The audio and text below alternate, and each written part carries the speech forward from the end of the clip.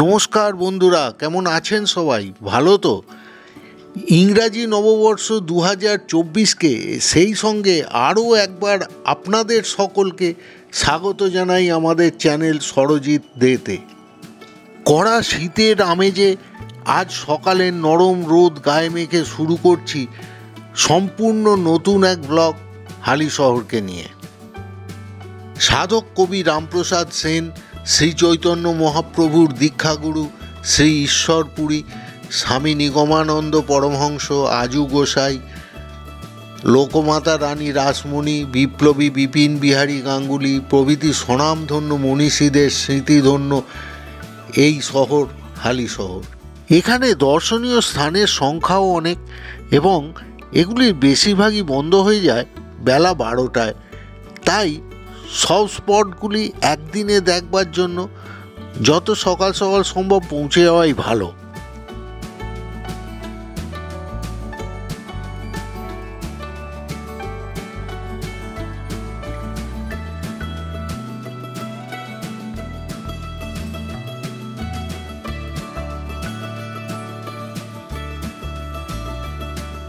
ষোলোশো শতকের গোড়ার দিকে এক আফগান শাসকের হাতে প্রতিষ্ঠা পায় এই হাভেলি নগর। ক্রমে এই নগরের নাম পরিবর্তন হয়ে দাঁড়ায় আজকের এই হালিশহর। এক সময় এখানে কুমোরদের হাট বসত, তাই এ জায়গার আরেক নাম ছিল কুমারহট্ট। এই হালিশহর কিন্তু দেশের অন্যান্য প্রান্তের সঙ্গে রেলপথ ও সড়ক পথে যুক্ত। এখানে আসতে গেলে শিয়ালদা থেকে সরাসরি শান্তিপুর, কৃষ্ণনগর, রানাঘাট, কল্যাণী ইত্যাদি লোকাল ধরে হালিশহরে আসতে পারেন। আর সড়ক পথে আসতে গেলে কলকাতা থেকে কল্যাণী এক্সপ্রেসওয়ে ধরে ও হাওড়া থেকে দিল্লি রোড দিয়ে মগরা হয়ে ঈশ্বরগুপ্ত সেতু পার হয়ে এখানে আসা যেতে পারে। আজ আমি একাই চন্দননগর থেকে জিটি রোড ধরে মগরা হয়ে ঈশ্বরগুপ্ত সেতু পার হয়ে হালিশহর যাচ্ছি। এর দূরত্ব প্রায় 30 কিলোমিটার।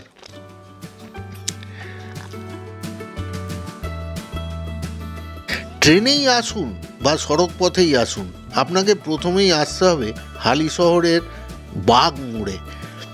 এখানে রানী রাসমণির একটি স্ট্যাচু রয়েছে। এই স্ট্যাচুর ডান হাতের দিকে যে রাস্তাটি গেছে সেটি ধরে একটু এগিয়ে গেলেই দেখা মিলবে রানী রাসমণি ঘাট ও তার সামনে জগন্মাতা রামকৃষ্ণ সেবাশ্রম সংঘ। মন্দিরটা একবারে দক্ষিণেশ্বরের মন্দিরের মতো।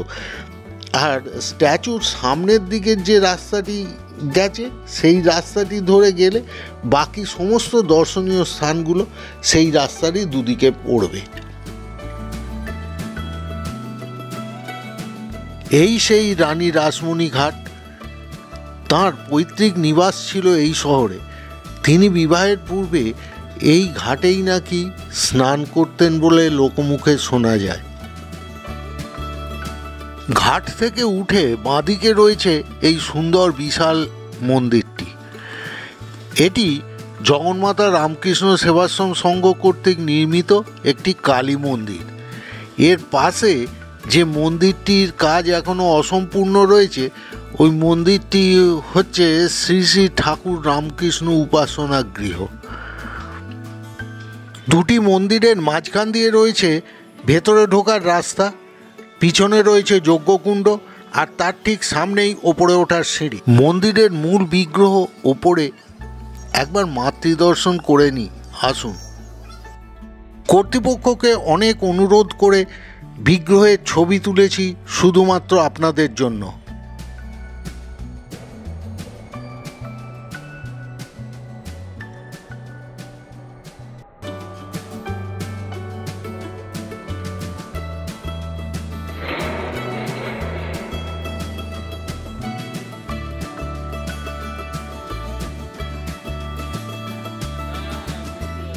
এখানে দুপুরে ভোগ খাবার ব্যবস্থা রয়েছে। নিয়মটা দেখে নিতে পারেন একটু ভিডিওটা পজ করে।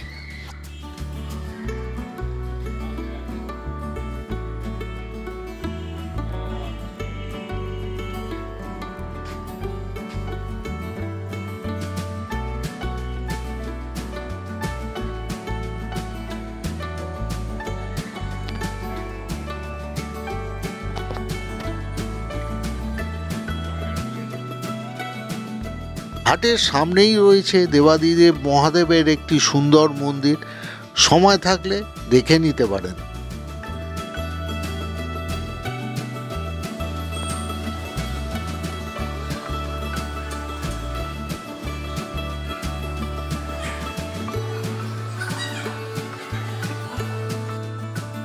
এরপরে আমরা যাব চৈতন্য ডোবা।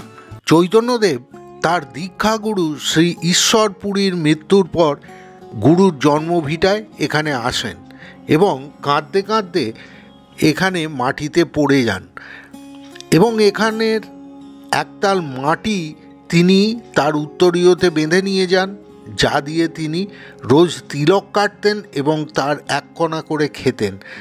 তার দেখা দেখি তার শিষ্যরাও এখান থেকে মাটি নিয়ে যান, যার ফলে এখানে একটি গর্ত তৈরি হয় এবং বৃষ্টির জল জমে এটি একটি ডোবায় পরিণত হয়।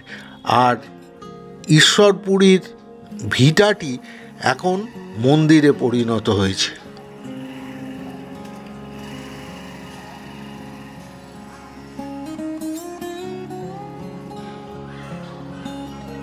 এখান থেকে আরও একটু এগোলেই আপনি পাবেন অনুকূল ঠাকুরের সৎসঙ্গ বিহার। খুব সুন্দর মন্দির, দেখে নিতে পারেন।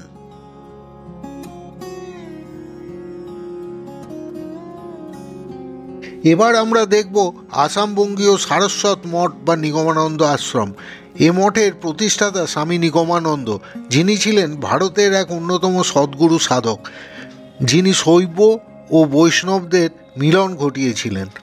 গঙ্গার একদম ধারে এই আশ্রমটি খুব সুন্দর। সারাটা দিনও এখানে কাটিয়ে দিতে পারেন। সকাল 9:30টার মধ্যে এলে এখানে ভোগ প্রসাদও পেতে পারেন। ফোন নম্বর ডেসক্রিপশন বক্সে দিয়ে দেব।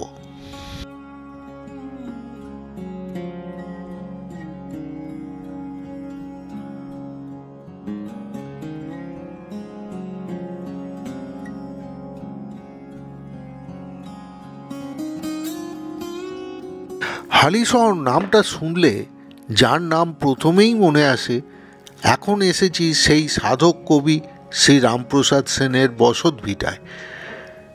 ভেতরে মা কালী ও শিবলিঙ্গ আছে, তাই যদি পুজো দেওয়ার ইচ্ছে হয় তাহলে এখান থেকে ডালি কিনে নিতে পারেন। অনেক দোকান রয়েছে দেখুন।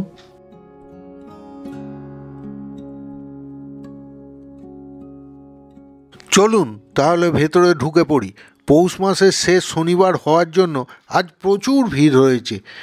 সবাই লাইন দিয়ে দাঁড়িয়ে রয়েছে পুজো দেওয়ার জন্য। ভেতরে মায়ের মূর্তি অতি চমৎকার, কিন্তু আপনাদের এখানে এসেই মাতৃদর্শন করতে হবে, কারণ ছবি তোলার কোনো অনুমতি এখানে দেওয়া হয় না। তবে শিবলিঙ্গটি দেখে নিন। আমি একাধিকবার এসেছি এ মন্দিরে, তাই ফাঁকা সময়ের ছবিটাও একবার দেখে নিন।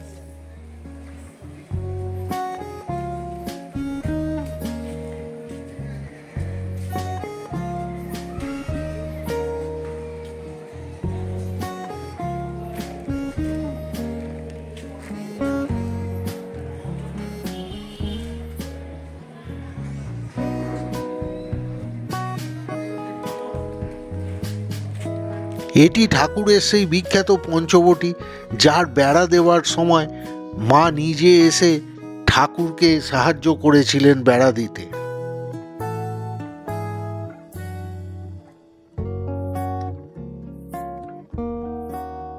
আজ পুজো দেওয়ার কি বিরাট লাইন।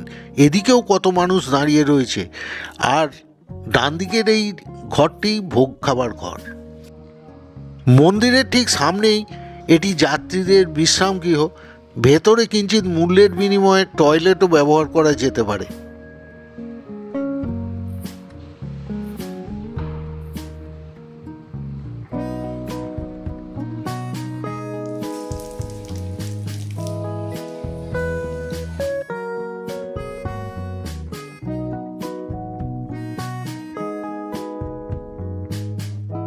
মন্দিরের পাশেই রয়েছে এই পুকুর, যেখানে ঠাকুর রামপ্রসাদ মাকে চান করাতেন পুজোর আগে।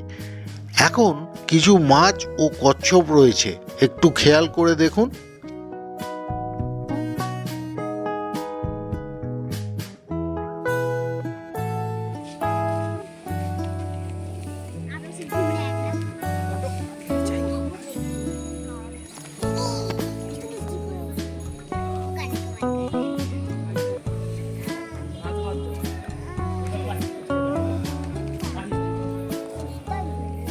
এবার চলুন যাই রামপ্রসাদ ঘাট।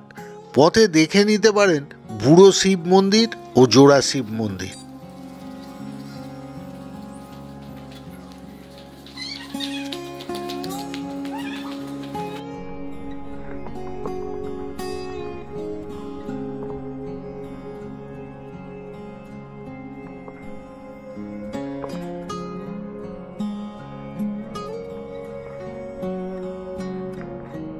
এটাই রামপ্রসাদ ঘাট। এখানে বাঁদিকে রয়েছে একটি শিব মন্দির ও তারপর সাধক কবি রামপ্রসাদের একটি মর্মর মূর্তি, আর ডান দিকে রামপ্রসাদের জীবনের কিছু বিশেষ ঘটনা দেওয়াল চিত্রের মাধ্যমে ফুটিয়ে তোলা হয়েছে। পুজোর পর মাকে এই ঘাটে বিসর্জন করতে এসে তিনি নিজেই গঙ্গাবক্ষে বিলীন হয়ে যান।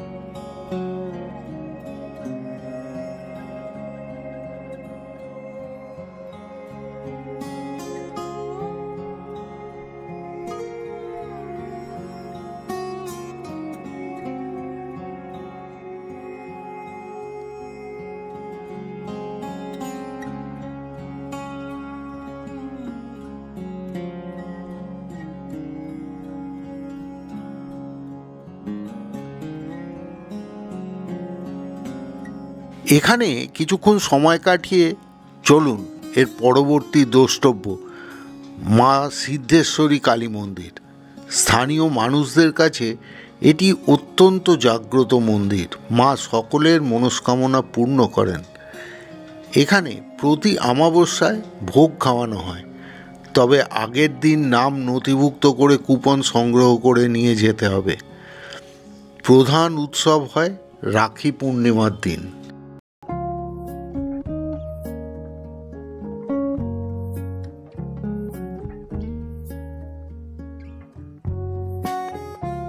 এখন ভক্তদের পুজো পাঠ চলছে। এবার এখানে সুন্দর মাতৃমূর্তি দর্শন করে মাকে একটা প্রণাম করে নিতে পারেন।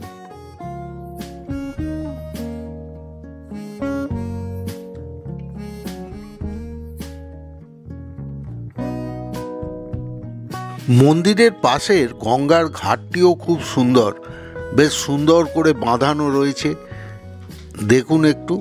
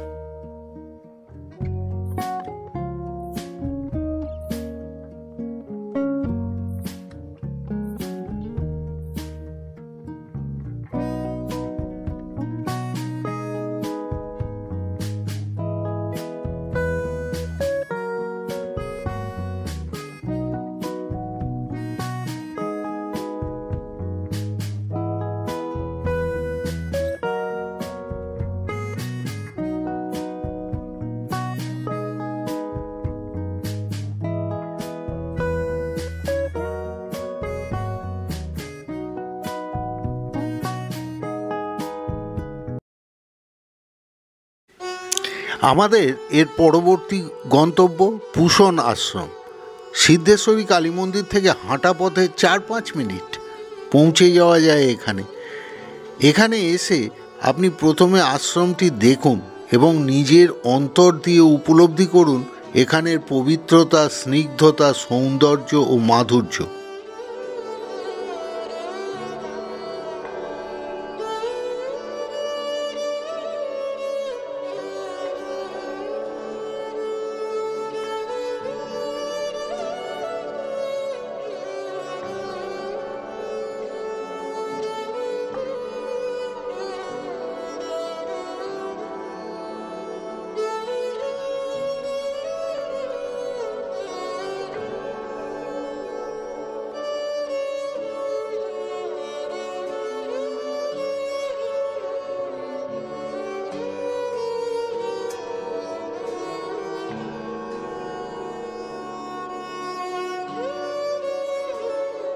এখানে উপাসনা গৃহটি একবার দেখে নিন।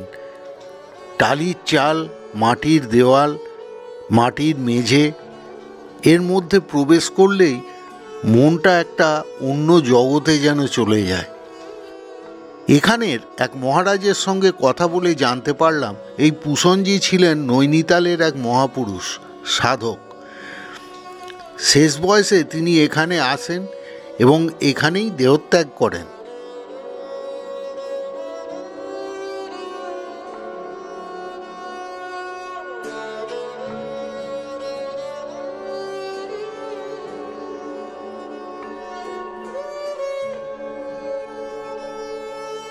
পায়ে পায়ে আশ্রমের পেছন দিকে গঙ্গার পাড়ের এই লনটিতে একটু বেরিয়ে নিন, আর তার অনুভূতিটা কেমন একটু কমেন্ট করে জানাবেন প্লিজ।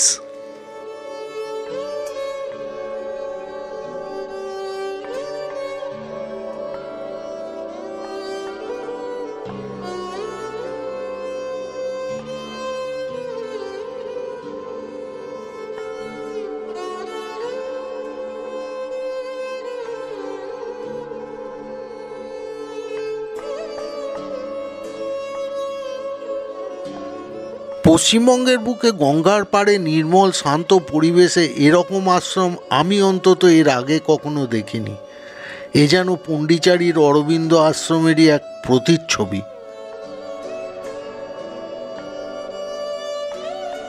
আমাদের এর পরবর্তী গন্তব্য হালিশহর পৌরসভার ঠিক সামনে পৌরসভারই বিপিন বিহারী গাঙ্গুলি পার্ক। এখানে প্রবেশ অবাধ, কিন্তু টু হুইলার রাখার জন্য মাত্র 10 টাকা লাগে। পার্কটা খুব সুন্দর করে সাজানো গোছানো। ঢুকেই ডান দিকে রয়েছে বাচ্চাদের খেলার জায়গা আর গঙ্গার পাড়ে বসার জায়গা। পুরো পার্কটিই আপনাদের দেখাচ্ছি, দেখুন। আর সেই সঙ্গে বলুন তো হালিশহরের এই ব্লগ আপনাদের কেমন লাগলো। যদি ভালো লাগে তবে একটা লাইক দেবেন, আর যদি বেশি ভালো লাগে তবে ভিডিওটা অবশ্যই পরিচিত মহলকে শেয়ার করে দেবেন। এরকম অনেক জায়গারই ভিডিও আমাদের চ্যানেলে আগেও দিয়েছি আর ভবিষ্যতেও দেব। এইসব ভিডিওর নোটিফিকেশান সবার আগে পেতে এই চ্যানেলটা অবশ্যই সাবস্ক্রাইব করে পাশে থাকা বেল আইকনটা একবার প্রেস করে রাখবেন যদি না আগে করা থাকে।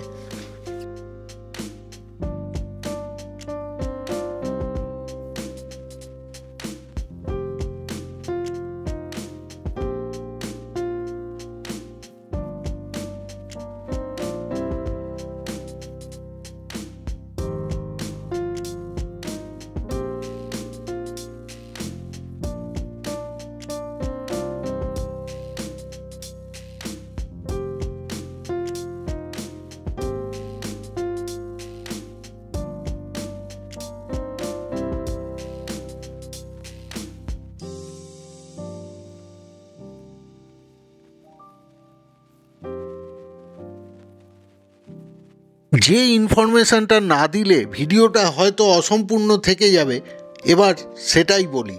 এখানে হালিশহর পৌরসভা কর্তৃক পরিচালিত একটা অত্যন্ত সুন্দর ট্যুরিস্ট লজ রয়েছে একদম গঙ্গার পাড়ে। আপনারা যদি মনে করেন এই নির্মল পরিবেশে এক রাত্রি থেকে হালিশহরকে দেখবেন, তাহলে নিচে ডেসক্রিপশান বক্সে দেওয়া নম্বরে ফোন করে রুম বুক করে নিতে পারেন। তার অনুভূতিই আলাদা।